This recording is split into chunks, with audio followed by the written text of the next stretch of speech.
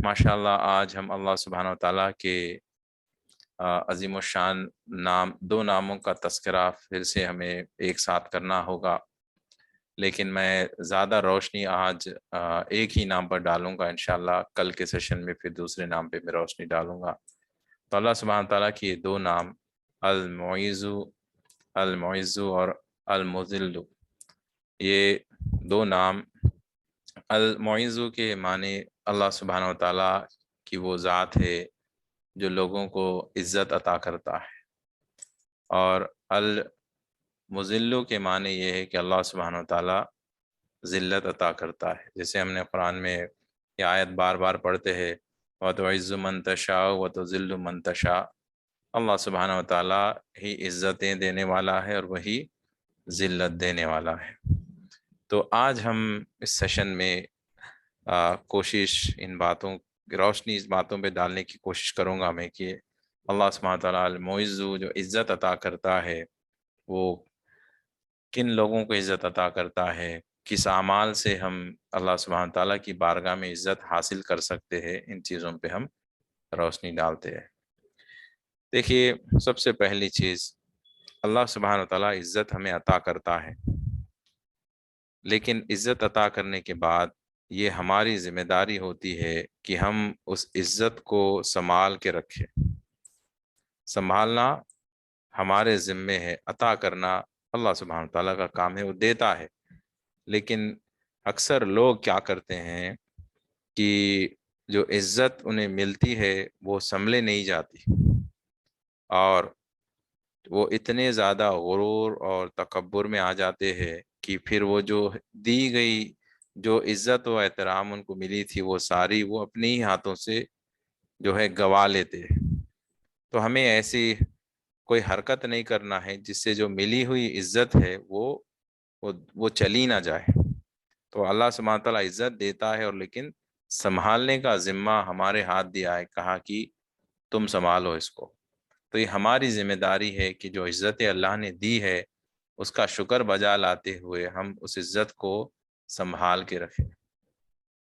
मसलन देखिए, मिसाल के तौर पे मैं बताता हूँ कि आजकल जो सबसे ज़्यादा मामलात मियाँ-बीवी के हो रहे हैं, झगड़े, फ़साद, तो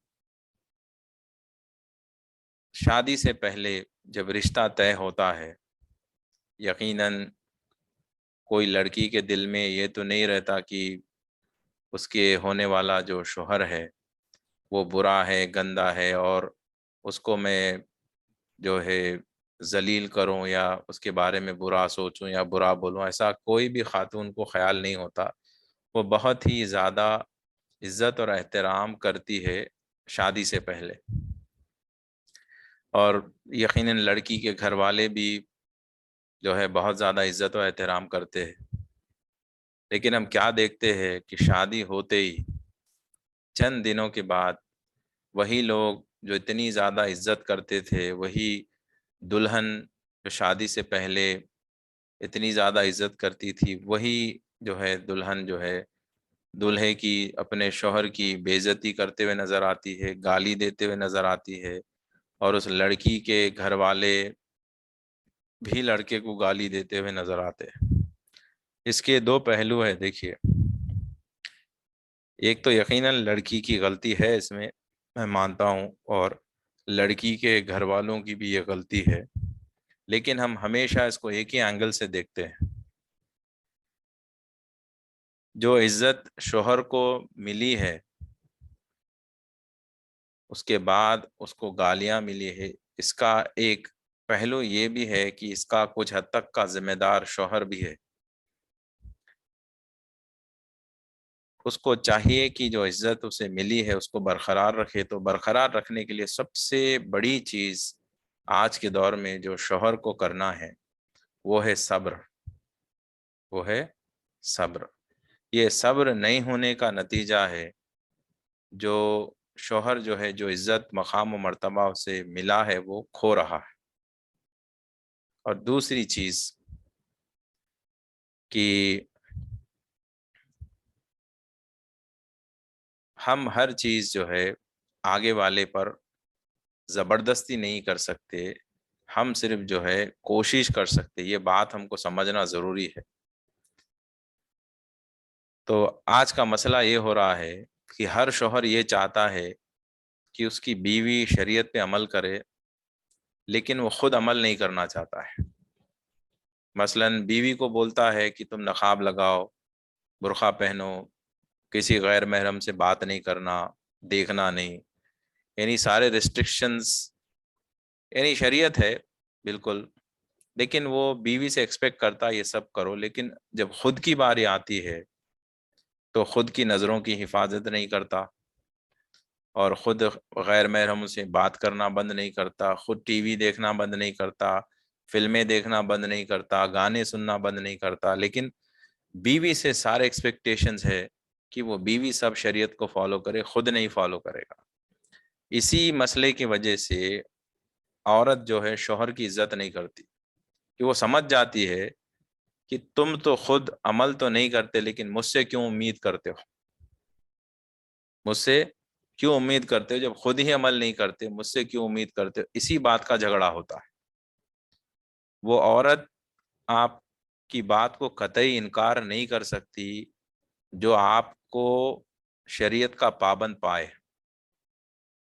اگر آپ کی بیوی آپ کو دیکھی کہ آپ کسی غیر محرم سے بات نہیں کرتے، نظروں کی پوری حفاظت کرتے، آپ سخت ہے اس معاملے میں، آپ کی زبان میں وہ تاثر رہے گی اور وہ زور رہے گا، وہ ڈرے گی آپ کی بات سے اور عمل کرے گی۔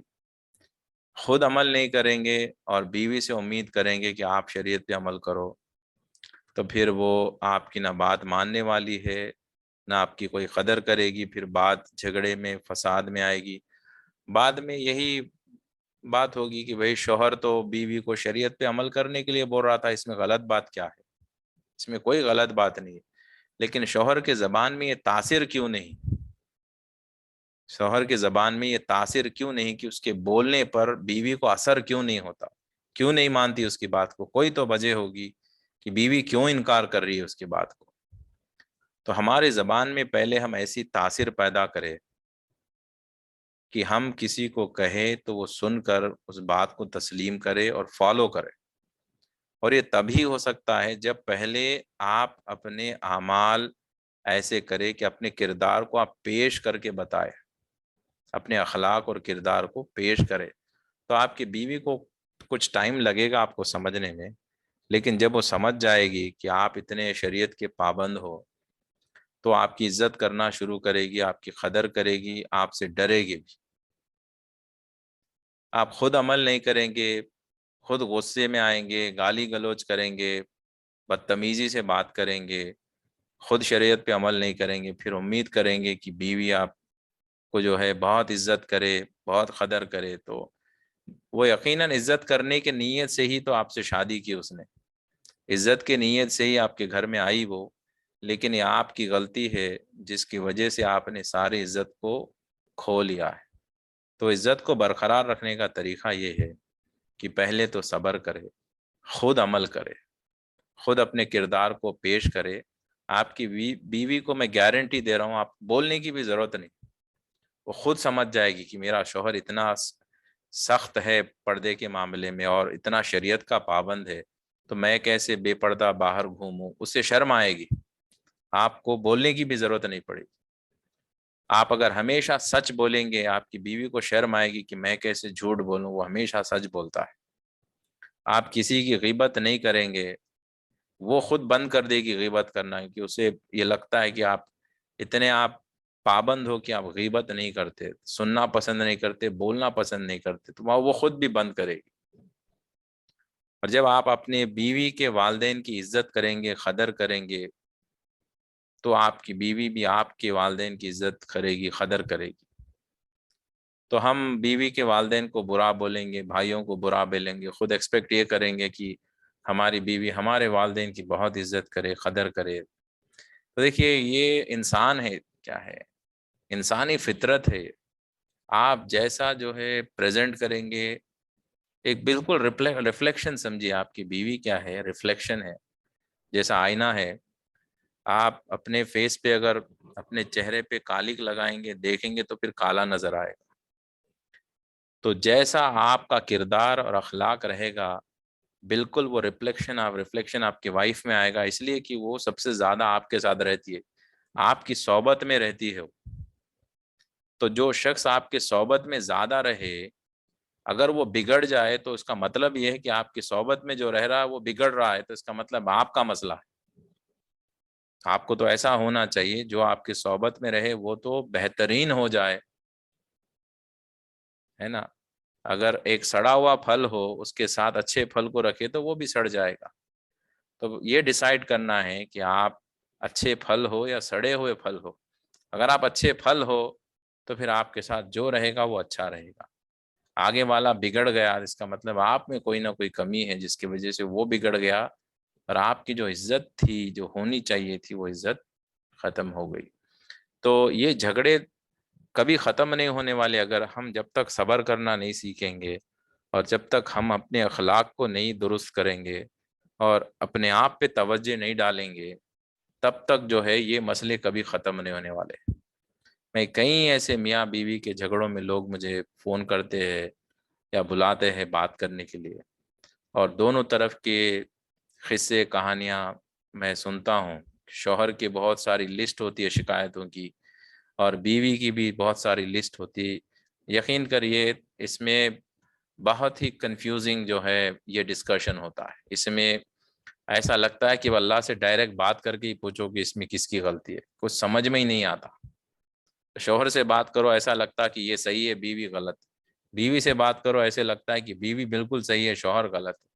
تو میں یہ کہوں گا کہ کون غلط کون صحیح اس کو چھوڑیے، اپنے آپ پہ توجہ دیجیے کہ میری غلطی کیا ہے، میں کتنا غلط ہوں، میں کتنا شریعت کا پابند ہوں، یہ اس چیز پہ روشنی ڈالیے۔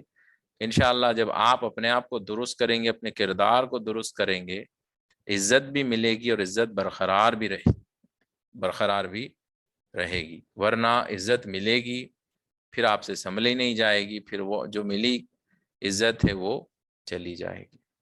تو یہ چیز پہ ہم کو توجہ ڈالنا ہے۔ تو دیکھیے اللہ سبحانہ و تعالیٰ کے نزدیک عزت والا کون ہے؟ اللہ سبحانہ و تعالیٰ کے نزدیک سب سے زیادہ عزت والا کون ہے؟ تو اللہ سبحانہ و تعالیٰ خود ہی فرماتا ہے قرآن پاک میں کہ اس کے نزدیک سب سے زیادہ عزت والا وہ شخص ہے جو تقوی والا ہو، جو شخص تقوی والا ہو۔ یعنی تقوی والے سے مراد کیا ہے؟ تقوی والے سے مراد اب لوگ علماء اس کا ترجمہ ایسے کرتے ہیں کہ جو شخص اللہ سبحانہ و تعالیٰ سے ڈرتا ہو وہ تقوی والا ہو، وہ تقوی والا ہو۔ تو اللہ سبحانہ و تعالیٰ سے ڈرنے کا مطلب کیا ہے؟ کیوں ڈرے؟ اللہ سبحانہ و تعالیٰ سے کیوں ڈرے؟ تو ادب اور احترام کی وجہ سے ڈرے۔ اللہ سبحانہ و تعالیٰ سے اس لیے ڈرنا چاہیے کہ میرا رب العالمین اتنا بڑا ہے۔ تو آبویسلی آپ بڑوں کے پاس جاتے ہو تو آپ ادب کی وجہ سے آپ کے دل میں ڈر، ایسا ڈر نہیں ہوتا کہ آپ دیکھیے دو قسم کے ڈر ہوتے۔ ایک ڈر ایسا ہوتا ہے کہ آپ شیر سے ڈر رہے ہو، اس لیے ڈرتے ہو کہ وہ کھا جائے گا، آپ کو کھا جائے گا۔ ایک ڈر ایسا ہوتا ہے کہ آپ کے بڑے ہیں گھر میں، والد ہے، والدین آپ کے ہیں، اور جو ہے آپ وہ اچانک آ گئے تو آپ ایک دم جو ہے کھڑ جاتے، بیٹھے ہو تو اچانک کھڑ جاتے، ہاتھ باندھ کے کھڑے ہوتے ہو۔ یہ جو ڈرنا ہوتا ہے یہ ادب اور احترام، اور آپ کو اس وجہ سے ڈر ہوتا ہے کہ کہیں آپ سے کوئی غلطی نہ ہو گئی، گناہ نہ ہو گیا ہو، اور یہ سوال پوچھیں گے تو کیا جواب دوں، مجھ سے لغزشیں ہو گئی، گناہ ہو گئے، اب یہ پوچھیں گے تو پھر میں جواب کیا دوں؟ تو آپ اس وجہ سے ڈرتے ہیں۔ تو اللہ سبحانہ و تعالیٰ سے ڈرنا یہ پہلی سیڑھی ہے ولایت کی اور معرفت کی۔ ہم جو معرفت کے راستے پہ نکلے ہیں کہ ہمارا مقصد اللہ سبحانہ و تعالیٰ کو جاننا ہے، پہچاننا ہے، اس کو جان کے عبادت کرنا، یہی باتیں ہم کافی دنوں سے، مہینوں سے یہ کر رہے ہیں کہ معرفت الہی ہمارا مقصد ہے۔ کیونکہ یقیناً ہم اللہ سبحانہ و تعالیٰ کو جانے بنا عبادت کرتے جائیں گے تو پھر وہ عبادت بنا جانے کرنا وہ صرف عبادت ایسی عبادت ہے کہ بس سمجھیے کہ آپ کو ثواب مل رہا ہے، لیکن حقیقی عبادت اس کو نہیں کہہ سکتے آپ۔ تو ہمارا مقصد معرفت الہی ہے، ہم اللہ سبحانہ تعالیٰ کو جان کر، اگر اللہ نے توفیق دی تو اس کو دیکھ کر عبادت کرے، یہ ہمارا مقصد ہے۔ تو اس معرفت الہی کے راستے میں سب سے پہلی سیڑھی اللہ سبحانہ و تعالیٰ سے ڈرنا ہے، تقوی، اور یہ ولایت کی بھی پہلی سیڑھی ہے کہ کوئی اللہ سبحانہ و تعالیٰ کا دوست بنے، اس کا ولی بنے، پہلا سٹیپ اللہ کا ڈر، اس کے بعد ہی ساری چیزیں ایک کے بعد آتی ہے۔ تو حقیقت میں محبت کی شروعات ڈر سے ہی ہوتی ہے، پہلے بہت ڈرتے ہو، بہت ڈرتے ہو، اس کے بعد آہستہ آہستہ پھر محبت کرتے ہو۔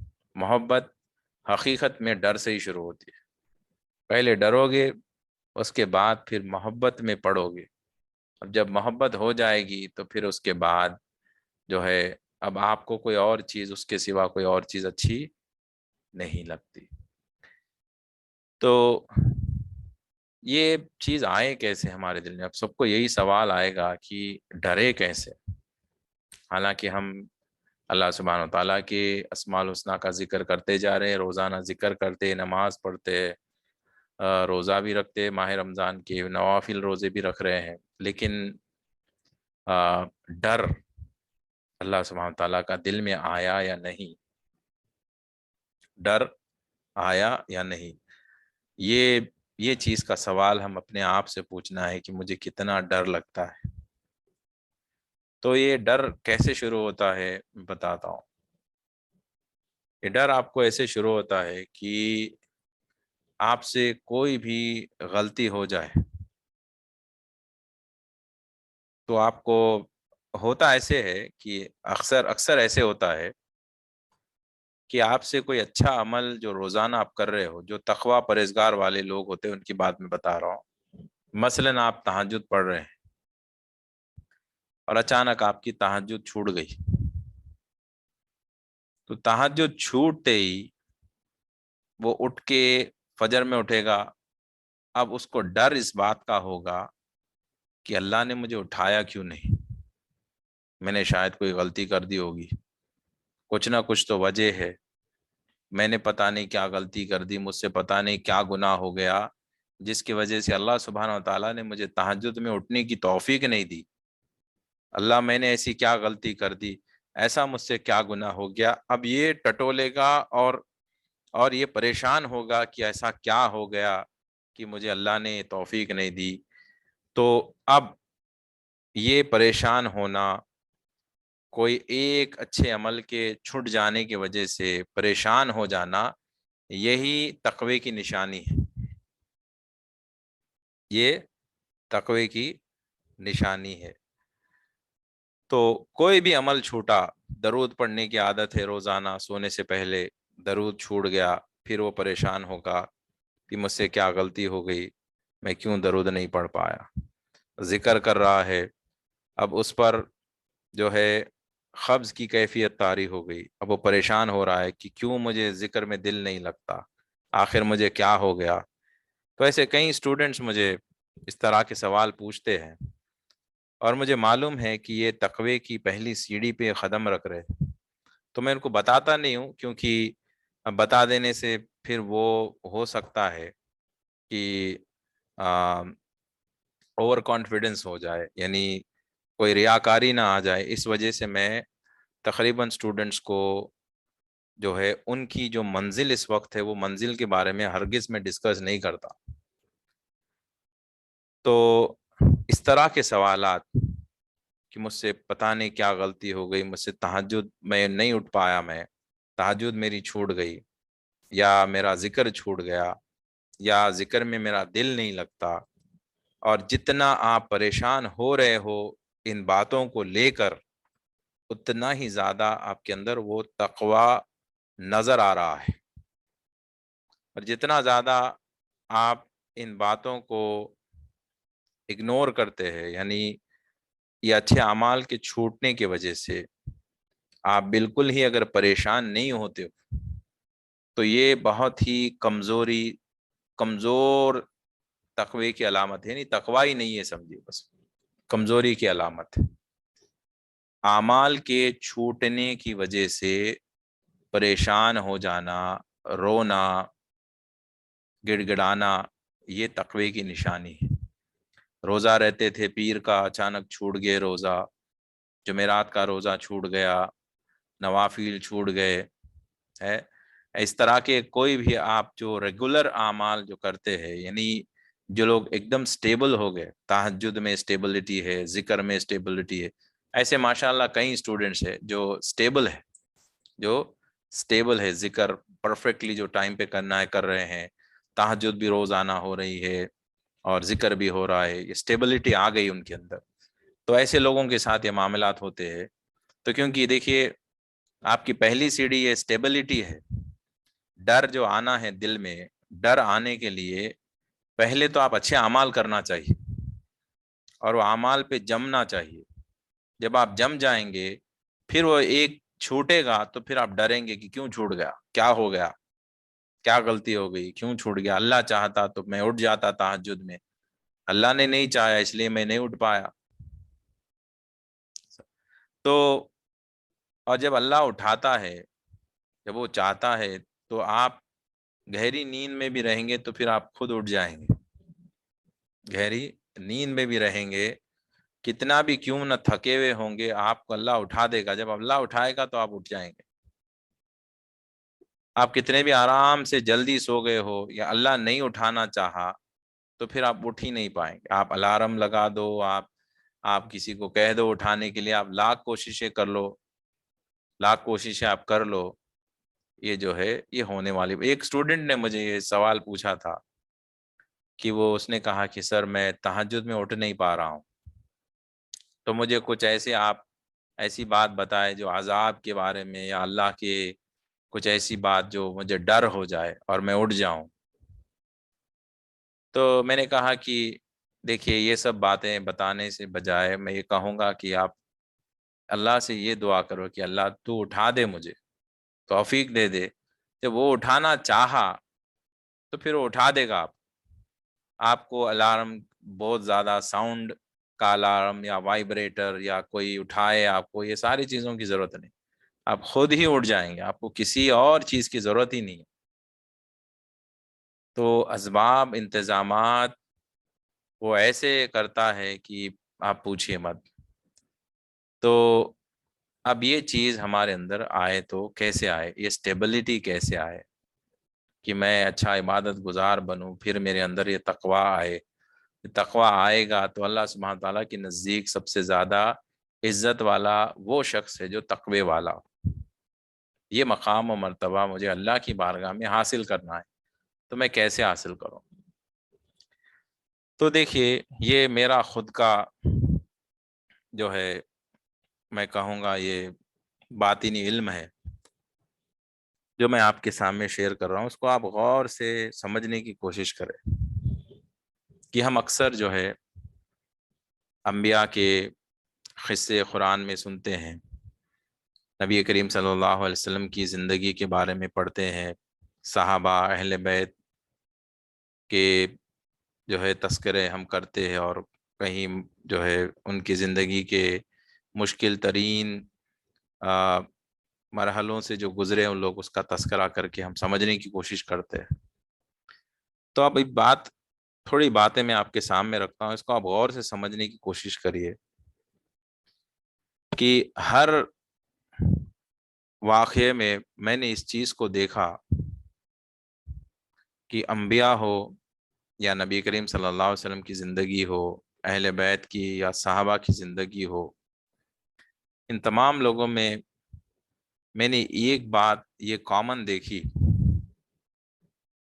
کہ ان لوگوں نے کبھی بھی کسی بھی چیز کو اپنا نہیں سمجھا، یعنی نہ ان کے مال کو لوگوں نے اپنا مال سمجھا، نہ اپنے آل کو انہوں نے اپنی آل سمجھی، نہ خود کی جان کو، خود کی عزتوں کو، مقاموں کو، مرتبے کو، جو کچھ بھی ان کے پاس تھا، کبھی بھی ان لوگوں نے یہ ساری چیزوں کو اپنا نہیں سمجھا۔ یہ سب سمجھے کہ اللہ کی چیز ہے، اللہ کے حوالے ہے، ہمارا کچھ بھی نہیں ہے۔ آج ہم سب سے، میں بتاتا ہوں کہ جو روٹ کاز ہے، جو روٹ، جو فساد کی جڑ جسے کہتے ہیں، جس کی وجہ سے ہم اللہ سبحانہ و تعالیٰ سے دور ہیں، وہ فساد کی جڑ یہ ہے کہ ہم کئی چیزوں کو اپنا سمجھتے ہیں۔ جو کچھ بھی آپ کے ہاتھ لگ گیا، آپ سمجھتے ہو کہ آپ کا ہے۔ اب وہ چیز کے، کیونکہ آپ اس کو اپنا سمجھنے لگتے ہو، اب آپ کو اس سے جانے انجانے میں محبت ہو جاتی ہے۔ اب یہ محبت ہونے کی وجہ سے ہوتا یہ ہے کہ آپ ایک ساتھ دو سے محبت نہیں کر سکتے۔ جیسے ایک میان میں دو تلوار نہیں آ سکتے، ایک دل میں اللہ کی اور غیر اللہ کی محبت داخل نہیں ہو سکتی۔ یا تو دنیا کی محبت رہے گی، نہیں تو پھر اللہ کی رہے گی، دونوں کو آپ دل میں نہیں بسا سکتے۔ اب آج ہمارے پاس سب سے بڑا مسئلہ یہ ہے کہ ہم لوگوں نے جانے انجانے میں دنیا کی جو نعمتیں ہمیں اللہ سبحانہ و تعالیٰ کی طرف سے ملی ہے، چاہے وہ مال کی شکل میں ہو، جان کی شکل میں ہو، آل کی شکل میں ہو، کسی بھی شکل میں ہو، جو ہمیں ملا ہے، ہم ان چیزوں کو اپنا سمجھ بیٹھے اور ہم ان چیزوں سے انجانے میں محبت بھی کر بیٹھے۔ مثال میں دیتا ہوں، مال ہے آپ کے پاس، پیسہ ہے، اچانک چلا جائے، اچانک مال چلا جائے تو آپ کو تکلیف ہوگی۔ کیوں تکلیف ہو رہی ہے آپ کو؟ اس لیے تکلیف ہو رہی کہ آپ کو اس چیز سے محبت تھی۔ تکلیف تبھی ہوتی ہے نا، جس سے آپ محبت کرتے ہو وہ چیز کھو جائے، اس سے تکلیف ہوگی نا۔ جس سے آپ نفرت کرتے ہو وہ کھو جائے تو آپ کو تھوڑی تکلیف ہوگی۔ مثلا آپ کا بہت بڑا جانی دشمن تھا جو آپ کا قتل کرنے والا تھا، آپ کو پتا چلا کہ وہ مر گیا، تو کیا آپ افسوس کریں گے؟ آپ روئیں گے کیا کہ کیوں مر گیا؟ آپ تو خوشی منائیں گے، میرا دشمن ختم ہو گیا۔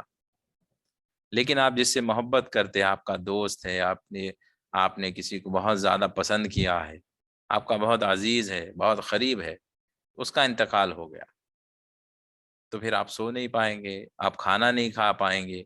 کیوں؟ اس لیے کہ آپ کو اس سے محبت تھی۔ تو اب اس سے پتہ کیا چل رہا ہے کہ آپ کے پاس مال ہے، وہ جانے سے آپ کیا کر رہے ہو؟ رو رہے ہو، افسوس کر رہے ہو۔ کیوں؟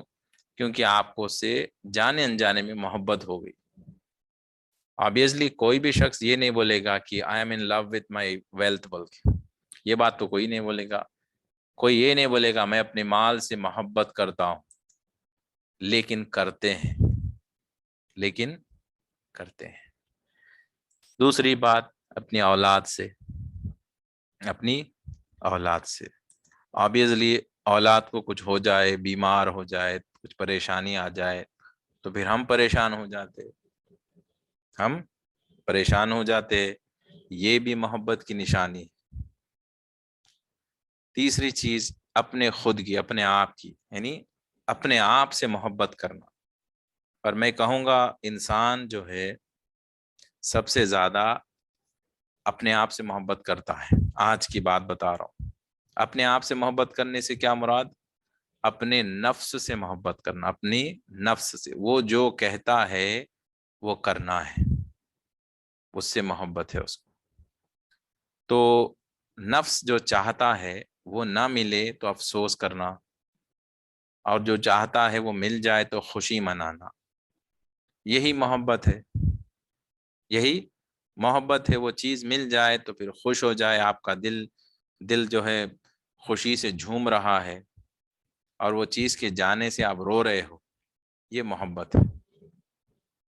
تو جیسے کہ مثلاً آپ کی جان اگر جانے والی ہے، موت آنے والی ہے، تو پھر رونا شروع کریں گے۔ کئی ایسے لوگ ہیں اگر خدا نہ خواستہ ان کو پتہ چل جائے کہ اب آپ زندہ نہیں رہنے والے ہیں، آپ بتائیں ایسے کتنے لوگ ہیں ہم میں سے جن کو یہ پتہ چلے کہ بھائی آپ یہ آخری گھڑی ہے، اب اگلے 10 منٹ میں مرنے والے ہیں ہم، تو کتنے ایسے لوگ ہوں گے جو خوشی منائیں گے، خوش ہوں گے کہ میں اللہ سبحانہ تعالیٰ سے ملاقات کرنے والا ہوں؟ نہیں، تو بہت سارے لوگ ڈر جائیں گے کہ انتقال ہو رہا ہے، 10 منٹ میں میرے پاس 10 منٹ ہی رہ گئے، اب میں کیا کروں؟ کیوں کیوں اتنا ڈر رہے ہو؟ کیوں؟ کیونکہ ہمیں اپنے آپ سے بہت محبت ہے، ہم مرنا نہیں چاہتے، ہم مرنا نہیں چاہتے، اپنے ہاتھ پیر سے بہت محبت ہے، ہم کھونا نہیں چاہتے، ہمارے جسم کے ایک ایک اعضاء سے ہم کو محبت ہے، ہم اس کو کھونا نہیں چاہتے، تکلیف دینا نہیں چاہتے، ہم درد برداشت نہیں کرنا چاہتے، کیونکہ ہمیں محبت ہے اپنے آپ سے۔ درد ہو تو نہیں، میں درد نہیں برداشت کرتا، مجھے نہیں چاہیے درد۔ کیوں؟ کیونکہ میں اپنے آپ کو اچھا رکھنا چاہتا ہوں، اچھا مینٹین کرنا چاہتا ہوں۔ تو اپنے آپ سے محبت کرتے ہیں، اپنی مال سے کرتے، اپنی آل سے کرتے، پھر دوست احباب رشتہ دار، ابھی ان میں بھی، یعنی یہ ساری ہماری خود کی خواہشات کی وجہ سے ہی محبت کرتے، یہاں تک کہ جو ہے شادی بھی آج لوگ کر رہے ہیں، تو شادی بھی اس نیت سے نہیں ہو رہی ہے کہ سنت ادا ہو جائے، اس میں بھی اپنی خواہشات کو پورا کرنا مقصد ہو رہا ہے کہ خوبصورت بیوی ہو، یہ فلاں فلم کی ہیروئن کی طرح لگے، خود کی خواہش پوری کرنا مقصد ہے۔ تو یہ مقصد نہیں رہا ہرگز کی شریعت پہ عمل ہو جائے یا نبی کریم صلی اللہ علیہ وسلم کی سنت ادا ہو جائے۔ اگر وہ ہوتا تو پھر ہم شریعت کے حساب سے لڑکی کو تلاش کرتے، کہ اس کا علم دیکھتے، پہلے تو اس کا عمل دیکھتے، پھر جو ہے اس کی خوبصورتی آخری میں دیکھتے۔ اب تو ایسا ہو گیا کہ جو ہے سب بعد میں دیکھو، پہلے تو لڑکی کتنی خوبصورت ہے یہ دیکھو، اس کے بعد ہی بات کی باتیں کرو، قرآن پڑھتے نہیں، ان کا عمل کیسا ہے، ان کا علم دین کیسا ہے، یہ سب تو بعد کی بات ہے۔ تو اب تو ایسا ہو گیا ہے کہ بچی اچھی ہو، خوبصورت ہو، یعنی دیکھنے میں چہرہ رنگ گورا ہو، تو اب باقی کی باتوں کا جو ہے تذکرہ ہوتا بھی نہیں ہے، بس چہرہ پسند آ گیا تو انگریزی کوالیفیکیشن کو دیکھ لیے، دینی کوالیفیکیشن کا تو چرچا ہی نہیں ہوتا، یعنی ایم بی اے ہو گیا، ایم بی بی ایس ہو گیا، تو کوئی اچھا گریجویشن ہے تو پھر لڑکی کا فیس اچھا ہو تو بس کافی ہے، تو ان کا کیریکٹر نہیں دیکھیں گے، ان کا اعمال کیسے ٹائپ کے ہے، دیندار ہے ہی نہیں، شریعت پہ عمل ہوتا ہے، یہ سب چیزیں تو پوچھتے ہی نہیں لوگ۔ کیوں؟ ہم کو پسند یہی ہے کہ ہم تو خواہش یہ ہے کہ بھائی دلہن بہت خوبصورت ہو، بس یہ خواہش ہے تو پوری کر لو بس۔ تو اب دیکھیے انبیاء کے بارے میں بتاتا ہوں کہ ان لوگوں نے کیا تھا، اب ان لوگوں سے ہم کو عبرت حاصل کرنا ہے۔ ابراہیم علیہ الصلوۃ والسلام کا واقعہ لے لیجیے، ہم بار بار سنتے ہیں، لیکن آج پریکٹیکلی بتانا چاہتا ہوں کہ یہ ایک مثال ہے کہ ہم اپنی آل سے محبت تو کرتے ہیں، میں ایسا نہیں کہہ رہا ہوں کہ آپ کو اپنے بچوں سے محبت کرنا بند کر دینا، یہ تو نیچرل چیز ہے، ہم سب محبت کرتے ہیں، لیکن اللہ سبحانہ و تعالیٰ کی محبت کے نزدیک ساری محبتوں کو قربان کر دینا ہے، یہی میسج ہے، یہی میسج ہے۔ اب دیکھیے میں بتاتا ہوں کہ انبیاء سے لے کے پھر جو ہے صحابہ تک، سب تک آپ دیکھیں گے تو ایک کامن چیز یہی نظر آئے گی، اللہ سبحانہ و تعالیٰ کے نزدیک اگر بات آ جائے تو یہ لوگ اپنی چیز کو کبھی اپنی نہیں سمجھتے۔ اب دیکھیے ابراہیم علیہ الصلوۃ والسلام کو، اسماعیل علیہ الصلوۃ والسلام، اللہ سبحانہ و تعالیٰ نے بہت زیادہ عمر ہونے کے بعد ان کو بیٹا دیا۔ آبویسلی کسی کو بہت زیادہ عمر کے بعد، بہت انتظار کے بعد اولاد ہو تو بہت زیادہ محبت ہوتی ہے بائی ڈیفالٹ۔ اب آپ دیکھیے بچہ چھوٹا جب ہوتا، پیدا ہوتا ہے، جب آہستہ آہستہ وہ بچہ بولنے لگتا ہے تو آپ کو اور محبت ہوتی ہے اپنے بچے سے، وہ جب آپ کو پہلی بار ابو کہہ کے پکارے گا یا والدہ کو امی کہہ کے پکارے گا تو اور جو ہے خوشی سے آپ جھوم جائیں گے، اور بچے کا مسکرانا، بچے کا آپ کی طرف دیکھنا، ایک ایک ادا پہ آپ جو ہے دیکھ کر روزانہ آپ کی محبت اور مضبوط ہوتی چلی جائے گی۔ تو یہی ہوا ابراہیم علیہ الصلوۃ والسلام کے ساتھ، محبت اتنی بڑھ گئی، اتنی بڑھ گئی، اتنی بڑھ گئی، کیونکہ اتنے سال کے بعد جو اولاد ہوئی، اور خوبصورت ہے اولاد۔ آبویسلی ایک نبی کا بیٹا ہو تو اسماعیل علیہ السلام خود بھی نبی ہے، تو خوبصورتی کا عالم کیا ہوگا اندازہ لگائے۔ تو پھر اب آہستہ آہستہ بچہ بولنے لگا تو پھر اور محبت آپ کی بڑھے گی۔ تو آپ اتنے سالوں تک بچے کو آپ نے پالا پوسا بڑا کیا، تو آپ کو بے انتہا محبت ہو جائے گی، بائی ڈیفالٹ نیچرلی ہوگی۔ اب تب اللہ سبحانہ و تعالیٰ اب یہ کہہ رہا ہے خواب کے ذریعے سے کہ اب تم یہ اولاد کو اتنی محبت کر گئے، کیونکہ انتظار کے بعد ملی اور پھر یہ اولاد بڑی ہوئی، اب بہت ہی زیادہ محبت ہو گئی۔ اب اللہ سبحانہ تعالیٰ جاننا چاہتا ہے ابراہیم، کیا اب یہ اولاد کی محبت میری محبت پہ غالب آ گئی کیا؟ کیا تم اتنی زیادہ محبت اپنی اولاد سے کر بیٹھے کہ اب اللہ کی محبت کے اوپر، یعنی یہ بچے کی محبت اللہ سے زیادہ تو نہیں ہو گئی کہیں؟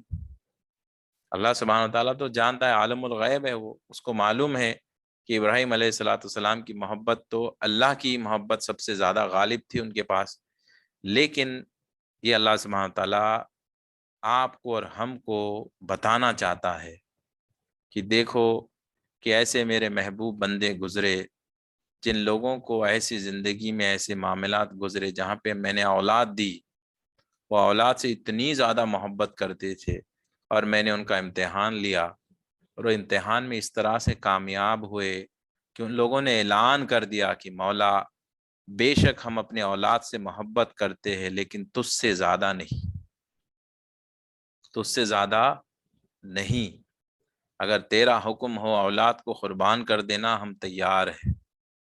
اور یہی ابراہیم علیہ الصلوۃ والسلام نے کر کے بتایا کہ وہ تو چھرا چلا دیے تھے، یہ اور بات ہے کہ اللہ نے حفاظت کر لی، لیکن وہ اپنی طرف سے تو قربانی دے دیے تھے۔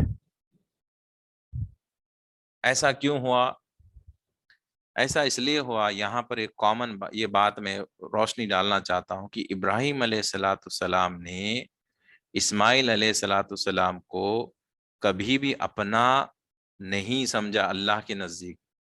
جب اللہ کی باری آئی تو انہوں نے کہا کہ اللہ کا بندہ پہلے اور میری اولاد بعد میں ہے، اور وہی حق ہے۔ اسماعیل علیہ الصلوۃ والسلام پر جتنا حق ابراہیم علیہ الصلوۃ والسلام کو ہے، اس سے کئی گنا زیادہ اللہ سبحانہ و تعالیٰ کو ہے۔ جو رشتہ باپ اور بیٹے کا ہے، اس سے زیادہ کہیں گہرا اور پختہ رشتہ بندے اور خالق کا ہوتا ہے۔ تو یہ ہم کیسے کہہ سکتے کہ یہ میرا بیٹا ہے، میرا بیٹا؟ اللہ کے نزدیک میرا کیا، سب کچھ اللہ کا ہے۔ جب اللہ مانگتا ہے تو دے دو، تمہارا کب تھا جو تم اپنا سمجھ رہے ہو؟ ہاں، اوروں کے مقابلے میں جب بات آئے تو کہہ سکتے ہو کہ یہ میری چیز ہے۔ کوئی آ کے لوگ کہے کہ مجھے دے دو آپ کا بچہ، تو آپ کیوں دیں گے؟ آپ کا بچہ ہے۔ لیکن جب اللہ کہے قربان کر دینا ہے، تو پھر مال کیا، آل کیا، جان کیا، سب اللہ کا ہے۔ تو دیکھیے ابراہیم علیہ الصلوۃ والسلام نے ثابت کر دیا، مولا جب تیری بات آئی تو یہ میری اولاد نہیں، تیرا بندہ ہے، تیرا ہے، تو میں خوشی سے دے رہا ہوں۔ ایسا نہیں کہ وہ رو رہے تھے، پریشان ہو رہے تھے، پلا رہے تھے، اور بہت ہی نعوذ باللہ ناراضگی کے ساتھ وہ اپنے اولاد کو ذبح کرنے کے، جی نہیں، بالکل مطمئن ہو کر کہ اللہ کا بندہ ہے، اللہ کے حوالے کرنا ہے۔ محبت تو ہے بچے سے، لیکن اللہ سے زیادہ نہیں۔ ثابت کر دیے کہ میری کوئی چیز میری نہیں، سب اللہ کی ہے۔ یہاں پہ آل کا امتحان ہوا۔ پھر آئیے ایوب علیہ الصلوۃ والسلام کی زندگی دیکھیے، اللہ سبحانہ تعالیٰ نے ان کو آل دیا، بہت ساری اولادیں تھیں، پھر ان کو مال و دولت دی، پھر اللہ نے ان کو بادشاہ بھی بنایا، یعنی اقتدار بھی، مال بھی، اور اولاد بھی، پھر صحت و تندرستی بھی تھی۔ تو اب دیکھیے یہاں پر بھی اللہ سبحانہ و تعالیٰ نے ان کی اولادیں، سارے اولادیں انتقال کر گئی، اس کے بعد ان کی بادشاہت چلی گئی، دولت چلے گئی، اس کے بعد صحت چلے گئی، بیمار ہو گئے۔ لیکن دیکھیے یہاں پر بھی یہ میسج آپ دیکھیے کامن کیا چیز ہے۔ ابراہیم علیہ الصلوۃ والسلام بھی نبی، ایوب علیہ الصلوۃ والسلام بھی نبی ہے۔ ابھی دونوں میں ایک کامن بات آپ دیکھیے کہ یہ بھی وہی عمل کر رہے جو ابراہیم علیہ الصلوۃ والسلام کر رہے تھے، یعنی یہ کبھی بھی اپنی آل کو اپنی آل نہیں سمجھے، اللہ کے بندے۔ یہ چلے گئے، انتقال کر گئے، اللہ کے بندے تھے، انتقال کر گئے، مطمئن رہے، شکایت نہیں کرے، شکایت نہیں کرے۔ دولت اللہ نے دی تھی، چلی گئی، شکایت انہوں نے نہیں کی، ان کو تکلیف نہیں ہوئی کہ میری ساری دولت چلے گئی، میرا پیسہ چلے گیا، کیونکہ انہوں نے اپنی دولت کو کبھی بھی اپنی دولت نہیں سمجھا، کہا کہ اللہ کی ہے، اللہ کی ملکیت ہے، اللہ نے دیا، اللہ نے لے لیا، بات ختم۔ تو کبھی بھی انہوں نے اپنا نہیں سمجھا۔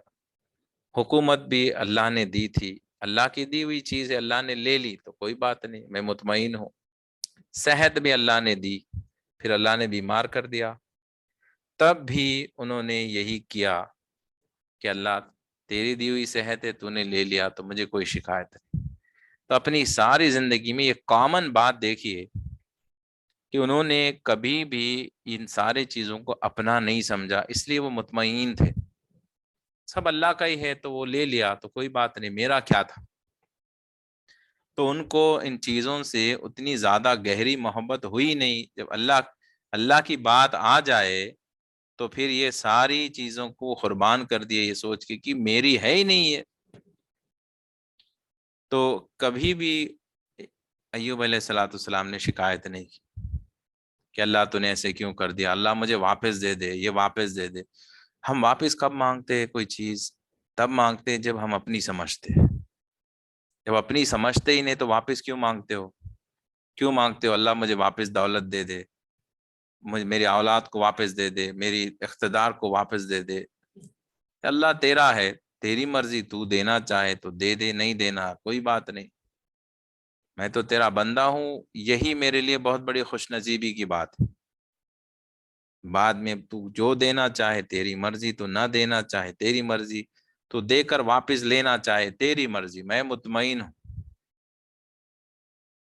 اب یہی بات نبی کریم صلی اللہ علیہ وسلم کی زندگی دیکھیے آپ، یہاں پہ آپ کو اور بہت بہترین باتیں پتہ چلے گی۔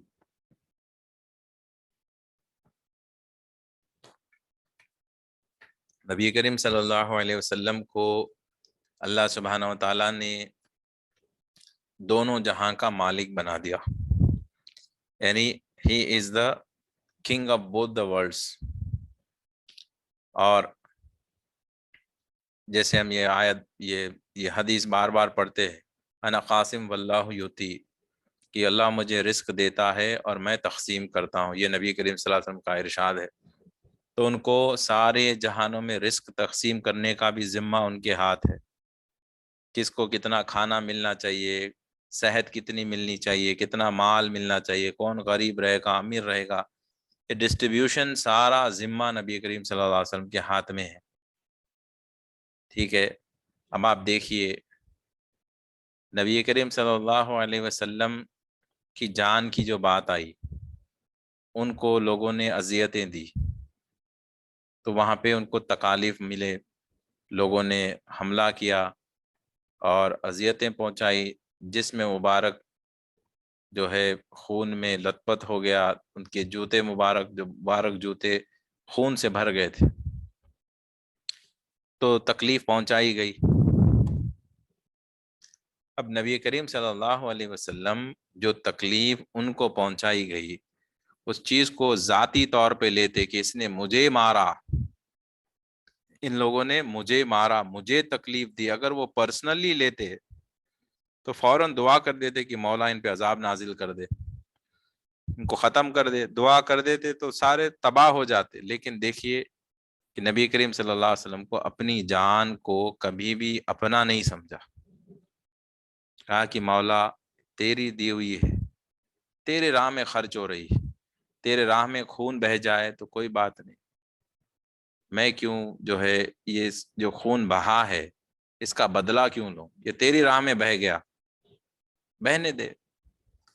وہ پرسنلی لیے ہی نہیں کبھی کہ تو نے مجھے مارا، یعنی وہ میں نام کی چیز ہی نہیں تھی، مجھے کیوں اس نے برا بول دیا۔ جیسے وہ بڑھیا تھی جو سرکار دو عالم صلی اللہ علیہ وسلم کے بارے میں غلط الفاظ استعمال کیا کرتی تھی، کچرا پھینکا کرتی تھی، اور ایک بڑھیا جو سامان جو لے کے جا رہی تھی، جس کا نبی کریم صلی اللہ علیہ وسلم نے جس کی مدد کی تھی، تو وہ بھی جو ہے سرکار دو عالم صلی اللہ علیہ وسلم کے تعلق سے غلط الفاظ استعمال کر رہی تھی۔ تو غصہ آیا ہی نہیں نبی کریم صلی اللہ علیہ وسلم کو، اس لیے غصہ نہیں آیا کہ وہ کبھی جو عزت بھی ان کو ملی تو کبھی وہ خود کا نہیں سمجھتے تھے۔ مولا تیرا دیا ہوا ہے سب کچھ، تیری راہ میں خرچ ہو رہا ہے، یہ مجھ پر ظلم کرتے ہیں، ستم کرتے ہیں، تیری راہ میں میرا جسم خرچ ہو رہا ہے، میرا خون بہہ رہا ہے، خاموش رہے، پرسنلی کبھی نہیں لیا انہوں نے۔ پھر دیکھیے خود کی بات تو ہے ہی ہے، لیکن آل کا معاملہ بھی دیکھیے کہ دنیا کے مالدار لوگوں کی اولادوں کو آپ یوٹیوب پہ جا کے چیک کریے کہ ان کی لائف سٹائل دیکھیے آپ لوگ۔ Richest person in the world Bill Gates ہے، بل گیٹس کی بچوں کی لائف کیسی ہے دیکھیے آپ۔ انڈیا کے جو بڑے بڑے مالدار لوگ ہیں ان کے بچوں کی لائف سٹائل آپ دیکھیے، کس ٹائپ کا وہ کھانا کھاتے ہیں، کس ٹائپ کے گھر میں وہ رہتے ہیں، ان کے لباس کیسا پہنتے ہیں، کیسی گاڑیوں میں گھومتے ہیں۔ اب یہاں پہ دیکھیے سرکار دو عالم صلی اللہ علیہ وسلم دونوں جہاں کے مالک ہے، جنت بھی ان کے قبضے میں ہے، دنیا بھی ان کے قبضے میں ہے، رزق تقسیم وہ کرتے ہیں، تو he is the richest person in both the worlds, in the entire universe. وہ ان سے امیر کوئی ہے ہی نہیں، اللہ نے ان کو سب سے زیادہ امیر بنا دیا۔ اب یہ سب سے زیادہ امیر ہو تو ان کی بچوں کا حال کیسا ہونا چاہیے، ان کا لائف سٹائل کیسا ہونا چاہیے، ان کا کھانا پینا کیسا ہونا چاہیے، اور ان کا گھر کیسا ہونا چاہیے، ان کے کپڑے لباس، ان کے پاس کیسے کیسے گھوڑے، اس دور کے حساب سے کیا کیا ہونا چاہیے تھا۔ لیکن آپ دیکھیے کہ ان کے گھر کا حال یہ ہے کہ وہ 4 4 روز تک ان کے بچے بھوکے ہیں۔ امت تو پیٹ بھر کے کھا رہی ہے، امت کو تو پیٹ بھر بھر کے کھلایا جا رہا ہے، اور ایسی امت جو اتنی نافرمان، اتنی نافرمان کہ حد یہ ہو گئی کہ اس امت کے جاہلوں نے جس نبی نے ہمیں کلمہ پڑھایا اس نبی کے آل کو ہی قتل کر ڈالا، اتنی زیادہ حد کر دی کہ نبی کریم صلی اللہ علیہ وسلم کے آل کو، صحابہ کو تک قتل کر ڈالا، لیکن ان کو پھر بھی پیٹ بھر بھر کے کھلایا جا رہا ہے۔ اور دیکھیے خود کے گھر کا حال کیا ہے کہ بھوکے ہیں 4 روز تک، 4 4 روز بھوکے، بچے امام حسن حسین رضی اللہ عنہما بھوکے ہے، بی بی فاطمہ الزہرا بھوکی ہے، ان کے پاس صرف ایک ہی لباس تھا، وہ ان کے پاس ایک سے زیادہ لباس تھا ہی نہیں، ایک جوڑے لباس پہ زندگی انہوں نے گزاری۔ تو دیکھیے richest person in both the world's کے بیٹی کا حال یہ ہے کہ ان کے پاس صرف ایک جوڑا لباس ہے، یہ حال ان کے گھرانے کا ہے۔ اور نوکر چاکر تو دور کی بات ہے کہ خود ہی چکی پیسا کرتی تھی حضرت خاتون جنت فاطمہ الزہرا رضی اللہ تعالیٰ عنہا۔ لیکن بہت زیادہ جب تکلیف ہو گئی تو اپنے والد نبی کریم صلی اللہ علیہ وسلم کی بارگاہ میں وہ گئی، اور انہوں نے کہا کہ ابا جان بہت زیادہ تکلیف ہوتی ہے، درد ہوتا ہے، جس میں کہ کام بہت زیادہ ہے گھر میں چاہتی ہوں کہ آپ میرے لیے ایک نوکرانی یعنی ایک باندی کا انتظام کریے۔ تو ایک نوکرانی کا انتظام کریے، کیونکہ اگر ہماری بچی آتی گھر پہ اور ہم کروڑ پتی ہوتے، پیسے والے ہوتے، تو ہم تو کہتے بیٹا میں تو ایک کیا 10 نوکرانیوں کو بھیجتا ہوں گھر پہ، تم آرام سے بیٹھ جاؤ، تم کو کام کرنے کی ضرورت نہیں۔ ہم جیسے بیٹی کے آپ مثال بیوی کا بھی دے سکتے کہ جو مالدار شوہر ہے وہ بیوی کو آج کے دور میں دیکھیے کیسے رکھتا ہے، 4 نوکرانیاں ہوتی ہے اور بیوی کو کوئی کام کاج کرنے ہی نہیں دیتے۔ پیسے والے جو لوگ ہیں کام کرنے نہیں دیتے، کیوں کام کرتے ہو؟ کام والوں کا انتظام کرے گے۔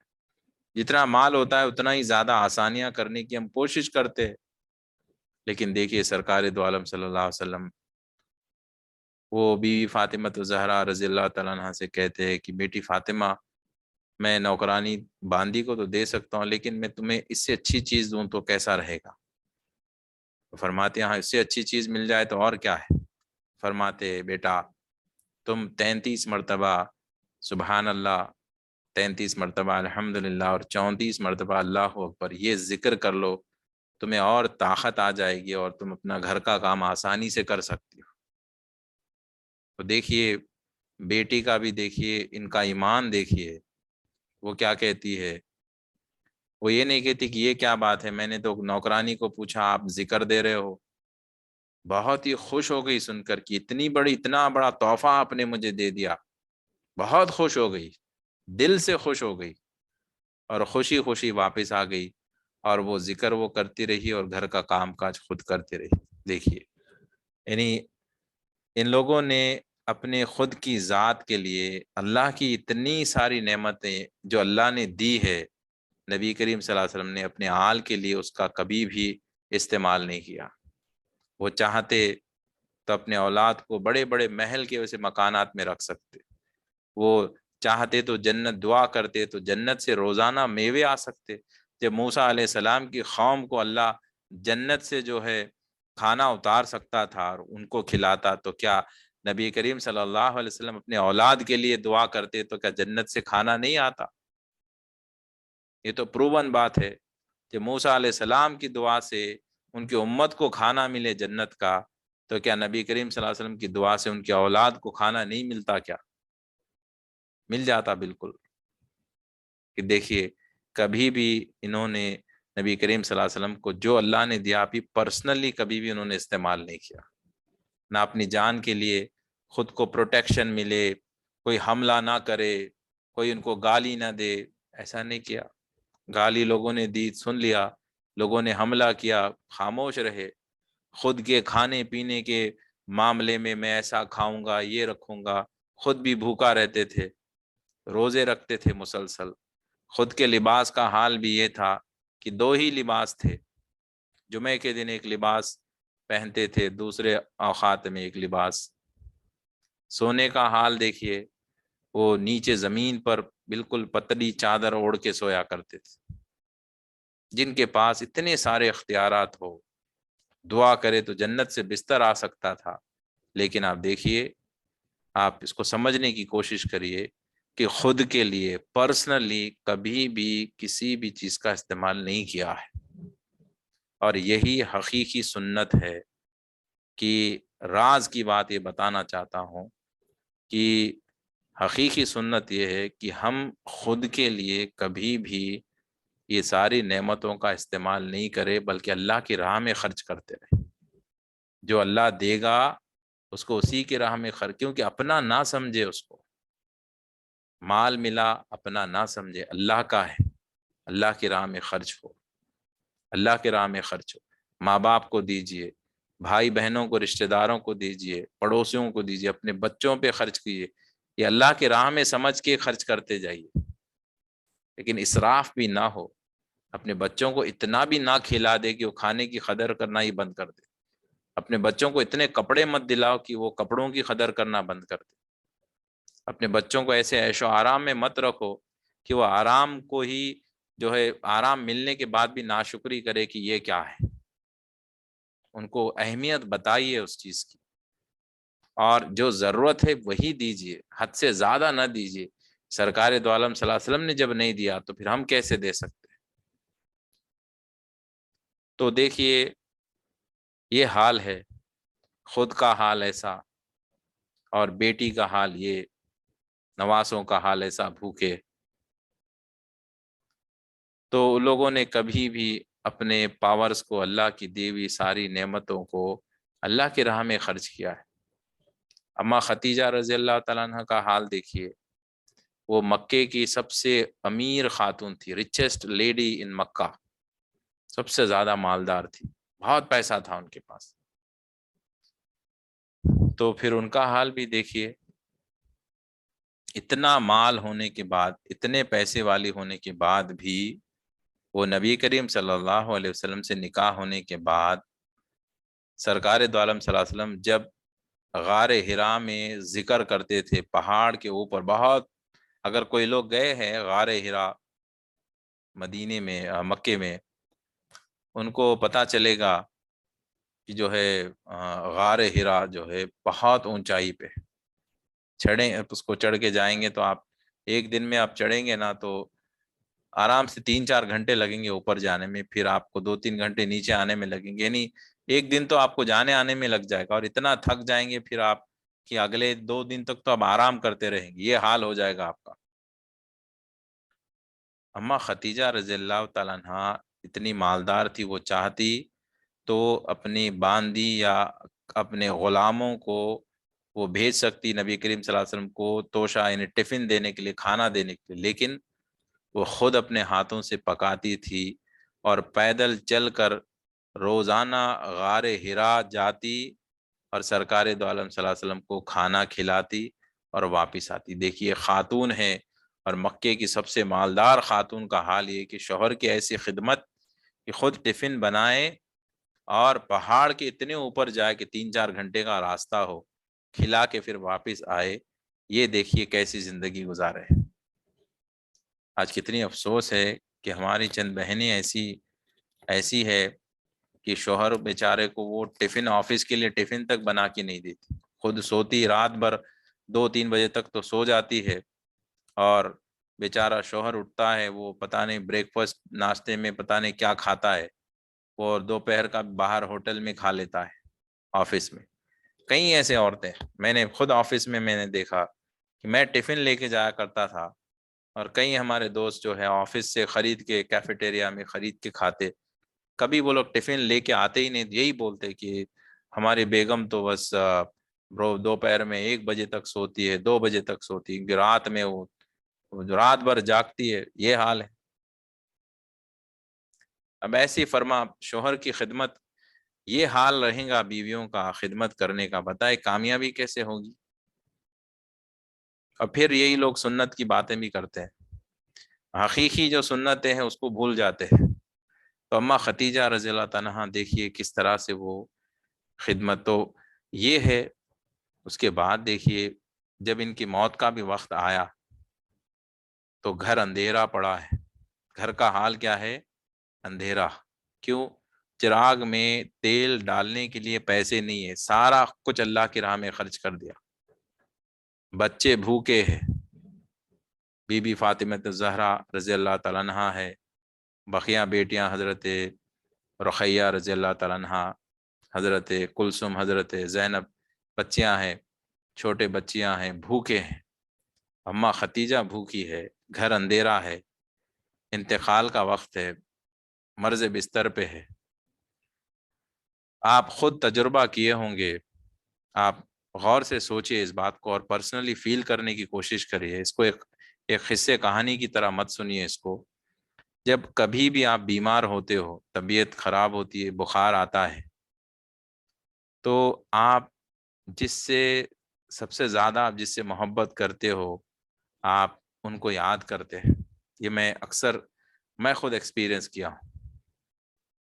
اور آپ چاہتے ہو کہ جس سے آپ محبت کرتے ہو آپ کے ساتھ وہ رہے، آپ کے ساتھ بیٹھے، کیونکہ بہت زیادہ، یہاں تک کہ آپ کا ٹیمپریچر ہائی ہو جائے، 102-3 بخار آ جاتا ہے، تو آپ دیکھیے آپ کا حال کیا ہوتا ہے۔ آپ چاہتے ہیں کہ کوئی آپ کے ساتھ بیٹھے، آپ کا خیال رکھے۔ اگر آپ شادی شدہ ہو تو ایکسپیکٹ کریں گے کہ آپ کی بیوی آپ کے ساتھ ہو، یا آپ عورت ہو، آپ چاہیں گے کہ آپ کا شوہر آپ کے ساتھ بیٹھے اور آپ کا خیال کرے، کیونکہ اس وقت آپ کی گھبراہٹ ہوگی، آپ کو بے چینی ہوگی، وحشت ہوگی، آپ یقیناً چاہیں گے کہ کوئی نہ کوئی آپ کے ساتھ رہے۔ یہ تو معمولی سی بخار کا حال ہوتا ہے، جب آپ کی موت کا وقت ہو اس وقت آپ کا کیا حال ہوگا؟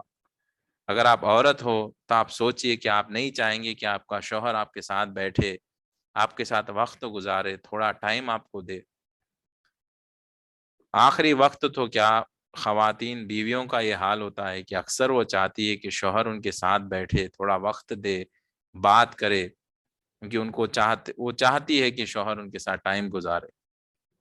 لیکن دیکھیے، قربان جائے اماں ختیجہ رضی اللہ تعالیٰ عنہا پر، موت کا وقت ہے، مرض بستر پہ لیٹی ہے، اور سرکار دو عالم صلی اللہ علیہ وسلم تشریف لاتے ہیں، ساتھ بیٹھتے ہیں، تو کیا فرماتی ہے؟ دیکھیے، کہتی ہے کہ یا رسول اللہ صلی اللہ علیہ وسلم، مجھے اپنی فکر نہیں ہے، میں تو دنیا سے جا رہی ہوں، میری موت تو ویسے آ جائے گی، لیکن یا رسول اللہ اگر آپ میرے ساتھ بیٹھیں گے یہاں پر، یہ وقت آپ کا ضائع ہو رہا ہے، کیونکہ اتنے وقت میں آپ کئی اور لوگوں کو کلمہ پڑھا سکتے ہیں، اگر وہ بنا کلمہ پڑھے مر جائے تو پھر وہ ہمیشہ کے لیے جہنم میں چلے جائیں گے، لہٰذا یا رسول اللہ میں اپنی تکلیف کو برداشت کر لوں گی، میں اپنی موت کو برداشت کر لوں گی، لیکن یا رسول اللہ آپ جائیے، دین کی تبلیغ کریے،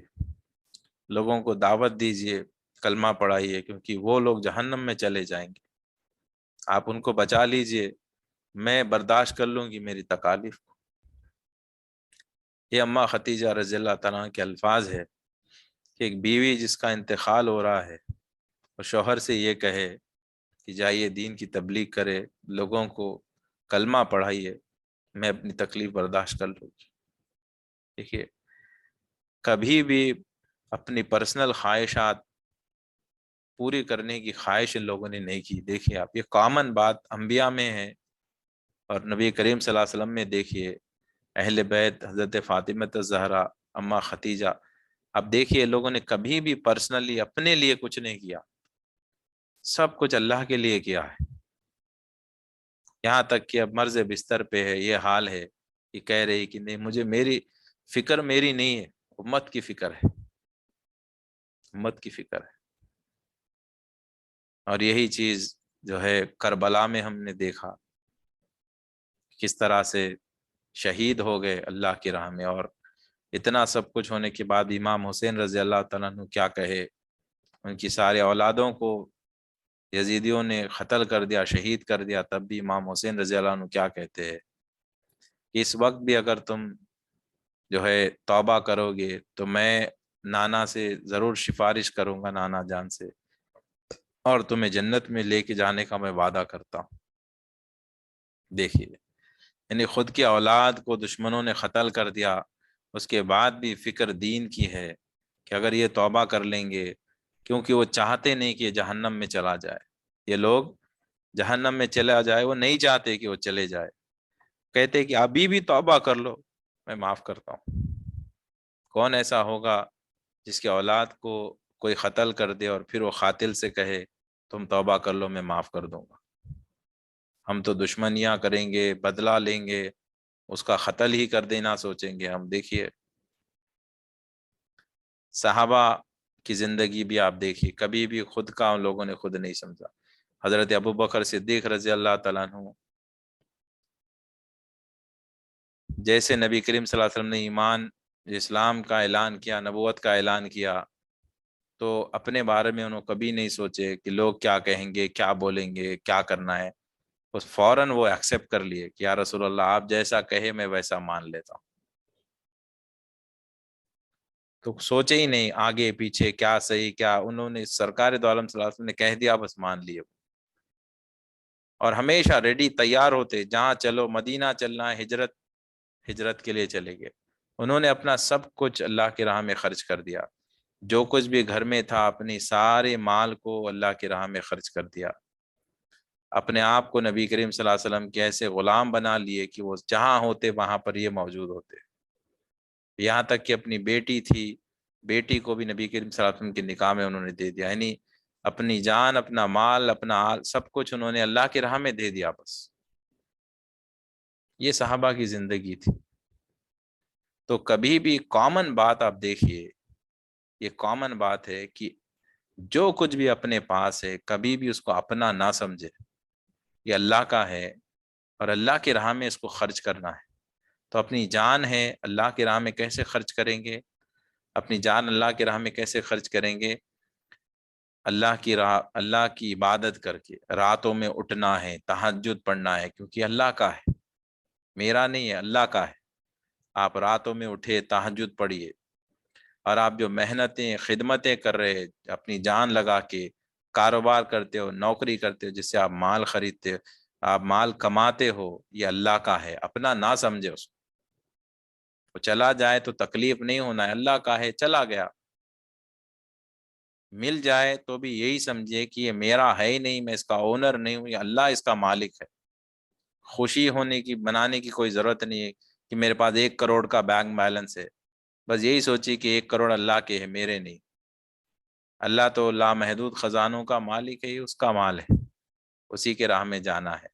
اپنی جان کو بھی اپنی جان نہ سمجھے، یہ اللہ کا ہے، جب اللہ چاہے لے لے، موت اللہ اب دینا چاہے دے دے، مولا تیری جان ہے، تو لے لے، ہم سب تیرے ہے، تو لے لے، ہم کو جو ہے اس سے کوئی شکایت نہیں، تیری مرضی، تو جب چاہے ہماری زندگی لے لے۔ تو ہر چیز کو، سب سے پہلی چیز، ہم اگر چاہتے ہیں کہ ہمارے اندر تقوی پیدا ہو، آخری بات، یہ سب سے پہلا سٹیپ ہمارا یہ ہو کہ ہم یہ چیزوں کو، اپنی جان، اپنی مال، اپنی آل، یہ ساری چیزوں کو اپنا سمجھنا بند کر دینا چاہیے۔ یہ سمجھنا کہ اللہ کا ہے اور اللہ کی راہ میں اس کو خرچ کرنا ہے۔ وقت آپ کے پاس ہے تو آپ دین کا، جیسے سیشن آپ سن رہے ہو، اس کو اللہ کی راہ میں خرچ کیسے کیا جائے، دوسروں تک یہ بات کو پہنچانا ہے، دوسروں کو سمجھانا ہے، تبلیغ کرنا ہے، لوگوں کو سیدھا راستہ بتانا ہے، برائی سے روکنا ہے، اس میں آپ کی جان لگا دیجیے۔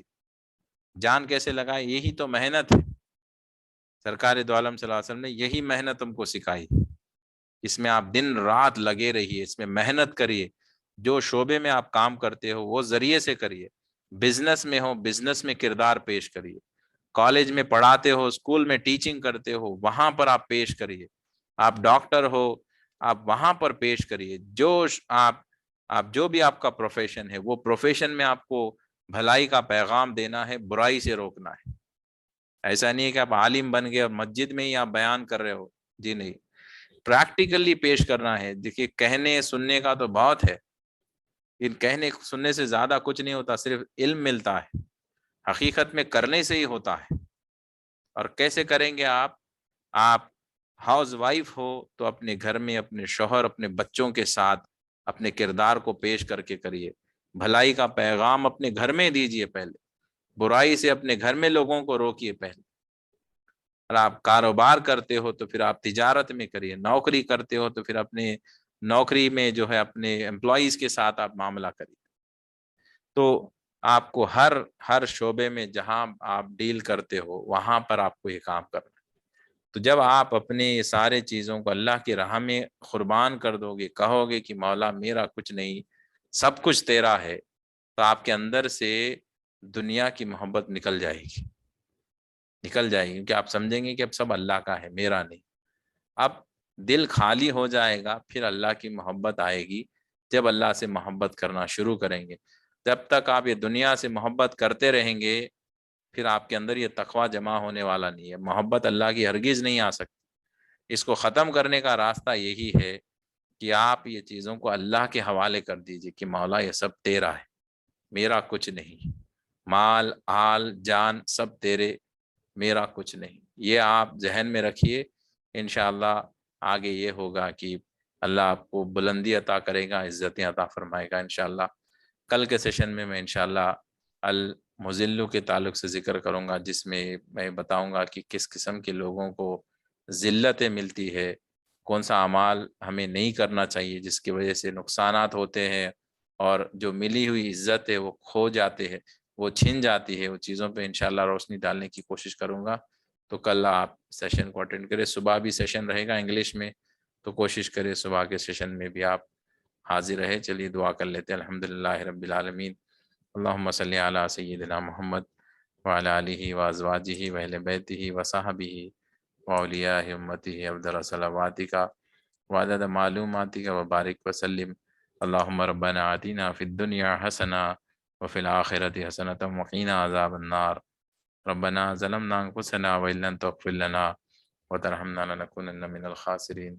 اللهم إني أسألك الجنة وأعوذ بك من النار. اللهم إني أسألك الحبك وحب من يحبك والعمل الذي يبلغني حبك.